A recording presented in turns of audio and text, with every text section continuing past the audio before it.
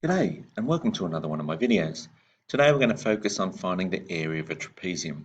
But before we do that, let's just do a quick review of what area is. So the definition of area is the space enclosed by a figure. So we have a rectangle there and we're looking at this area that's enclosed here, the blue shaded part. So to actually determine the area of a figure, we can cut it up into squares and count the squares within it. And so we're counting these square units in here. So to measure the area, we're looking at square units, and it could be square millimeters, square centimeters, or if you're using imperial measurements, it could be square inches or square feet, etc. So in this particular case, we've got 1, 2, 3, 4, 5, 6 squares across, and another 6. We've got 4 lots of 6 there, and so our area is 24 square units. So here we have a trapezium. And remember, the definition of a trapezium is that we have a pair of opposite sides parallel. So if we actually want to work out the area of a particular trapezium, we need to know the dimensions of the parallel sides and also the height of the particular trapezium. So there's one of the parallel sides, we need to know that, and the second of the parallel sides, and we also need to know, as I said, that height in between them. Remember that the height is actually perpendicular or at right angles to both the parallel sides there, so just be aware of that.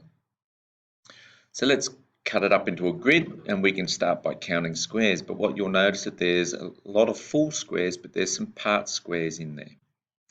So let's actually work out how we can find the area of that particular trapezium. So what we can do is we're going to cut one of these lengths here at the end in half. I'm going to take that out and I'm going to spin it around and place it up there. And what we've actually done is created ends that are perpendicular to each other. So this end here, this side, is perpendicular to both of those. And we can do the same over here. Cut that out, place it up there, and what we've actually made is a rectangle. Now that rectangle that we've actually made is longer than the original parallel side up here, but shorter than this parallel side that we had down here. What we've actually found though is it's halfway in between. And how do we find halfway in between two numbers? Well, we add the two numbers together and then we halve it. Alright, so it's halfway in between, add those two numbers together and then half that result. So we've got our rectangle there. Our length now is this part. So area of a rectangle is length times breadth, and our length now is the average of our original parallel sides. And our height is, or our width of the rectangle, is the height of the trapezium. So the area of a trapezium is found by using this rule. Now this rule can be written in different ways. Sometimes you will see a plus b multiplied by h all over 2. So this fraction here written as a denominator of 2, or sometimes you'll see h over 2 times bracket a plus b. So just be careful though that the parallel sides and the height are perpendicular to each other. So just make sure that our parallel sides and our height are perpendicular. Alright, so in summary, to find the area of a trapezium, add the parallel sides, halve that result, and then multiply by its height. Okay, so there we have it. So let's have a look at a different trapezium. I've just rotated this one around. Again, we need the parallel sides and the height in between them. And this one here, that people forget that it's a trapezium. Okay, this end length here is actually perpendicular to those, and it's actually a side of the trapezium. So we've got our height there. Now some people forget that this is trapezium and cut this into a rectangle and a triangle. It's okay to do that, but it's quicker if we do it all at once. So let's have a look at a couple of examples here, or 3 examples. So in each of these trapeziums, we've got parallel sides and a height between them.